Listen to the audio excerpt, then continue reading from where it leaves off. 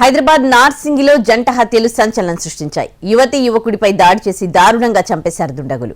ఈ కేసులో నిందితుల కోసం గాలింపు చర్యలు చేపట్టారు పోలీసులు. అసలు ఈ డబుల్ మర్డర్స్ కు కారణమేంటి? 4 రోజుల క్రితం హత్యలు జరిగితే ఎందుకు బయటకు రాలేదు? దీనిపై పోలీసులు ఏం చెప్తున్నారు? హైదరాబాద్ నార్సింగి జంట హత్యల కేసులో పోలీసులు పురోగతి సాధించారు. మహిళ వివరాలు సేకరించారు. మృతురాలని ఛత్తీస్గఢ్కు చెందిన బిందుగా గుర్తించారు. మృతుడు అంకిత సాకేత్తో సన్నిహిత సంబంధాలు ఉన్నట్లు నిర్ధారించారు పోలీసులు. ఈ నెల 8న మృతుడు అంకిత నానక్రామ్గూడలోని స్నేహితురాలి దగ్గర యువతిని ఉంచినట్లుగా చెబుతున్నారు. ఈ నెల 11న రాత్రి హత్య జరిగినట్లు అనుమానిస్తున్నారు పోలీసులు. నార్సింగి జంట హత్యలు కలకలం రేపాయి.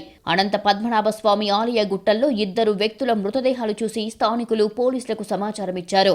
అంకిత సాకేత్ అనే యువకుణ్ణి కత్తులతో పొడిచి ముఖంపై బండరాయితో చితకబాది హత్య చేశారు దుండగులు. 60 మీటర్ల దూరంలో బిందు మృతదేహం గుర్తించారు.